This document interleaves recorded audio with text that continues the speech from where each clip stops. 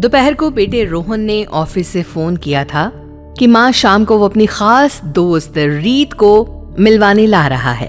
अच्छी तरह से वो समझ गई थी कि खास दोस्त से मिलवाने का मतलब क्या होता है। एक दो बार बेटे ने अपनी उस खास दोस्त से फोन पर बात भी करवाई थी, मगर मुझे वो खास दोस्त कुछ खास पसंद नहीं आई। कहाँ मैं एकदम से शांत गंभीर स्वभाव की, कहाँ वो चंचल चुलबुली सी लड़की। खैर मन मारकर शाम की तैयारियों में लग गई। ठीक 6 बजे दोनों आ गए।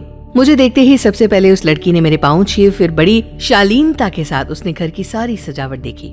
सामने लगे शोकेस में रखे लकड़ी के मोर पर नजर पड़ते ही वो उछल पड़ी। ओ वाओ, सेम ऐसा पीकॉक तो मेरे घर में भी है।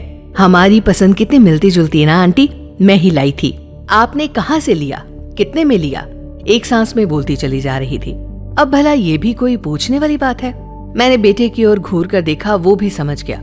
उसने रीत को आंखों ही आंखों में चुप रहने का इशारा किया।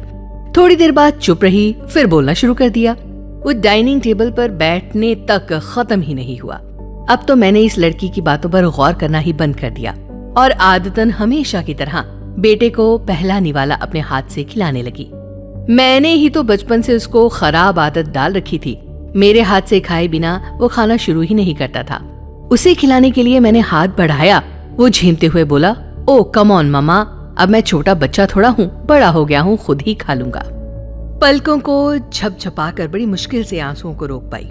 आज जिस लड़की की वजह से मेरे बेटे ने पहली बार मेरे हाथ से खाना खाने को मना कर दिया, वही लड़की अब हम दोनों के बीच में बोल पड़ी।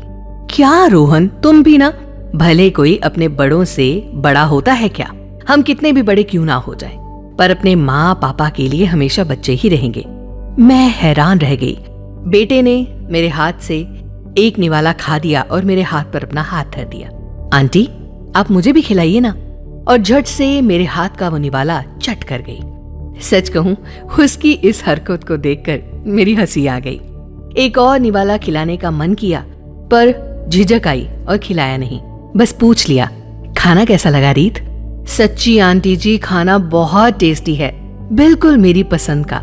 खाने के मामले में भी हम दोनों की पसंद एक जैसी है। सिर्फ पसंद ही नहीं, हम दोनों की सोच भी एक जैसी है। और मेरी सोच जैसी ये लड़की मुझे बहुत पसंद है। कहते कहते मैं हंस पड़ी और वो शर्मा गई।